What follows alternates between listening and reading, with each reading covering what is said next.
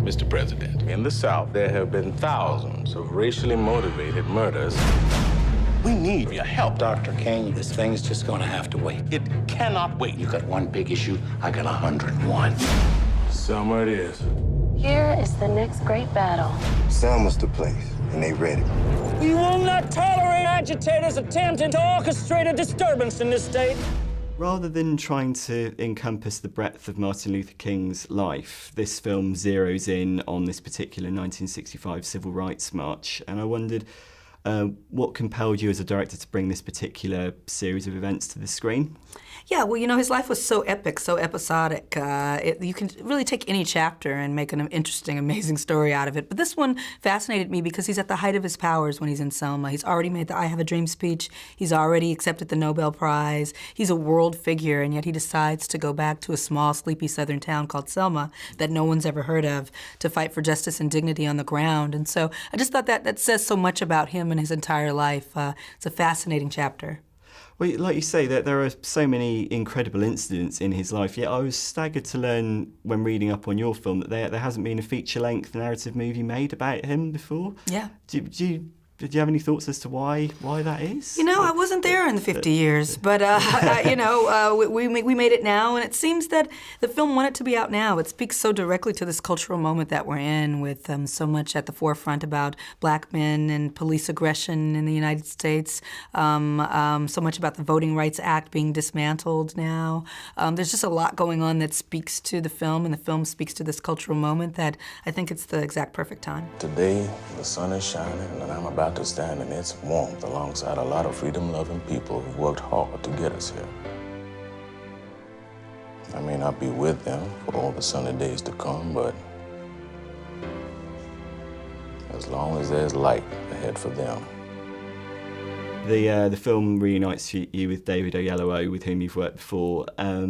Watching the footage from the film, his performance is clearly electrifying. I wondered what that was like, watching him get into character as Martin Luther King on set. It must have been incredible, wasn't it? Yes. No, I mean, it was, you know, the time of my life watching him transform into Dr. King. I know him so well personally, so to really watch this full, I mean, transformation is the word. He became another person. He was no longer my friend David. He stayed as King in between takes. On weekends, he continued to talk and move like King. It was really weird. It was like we were hanging out with Dr. King for 3 months. But that kind of deep commitment to the work is what David brings. He's an exquisite, extraordinary actor. As I understand it, your father grew up not far from Selma, is that right? So did you feel a personal connection to the material given what was being depicted? Yeah, my father's from Lowndes County, Alabama, which is right between Selma and Montgomery. When they walked from Selma to Montgomery, they walked past my father's farmland in the Deep South. He actually watched the march go by at 11 years old. My mother works in Selma, Alabama to this day, so there's a close family connection to that place. I'm so happy I was able to bring that history to the screen. There's, and it's not just about Martin Luther King either, it's about the people that surrounded him and also the women that surrounded him as well. I believe Oprah Winfrey called it a people's picture.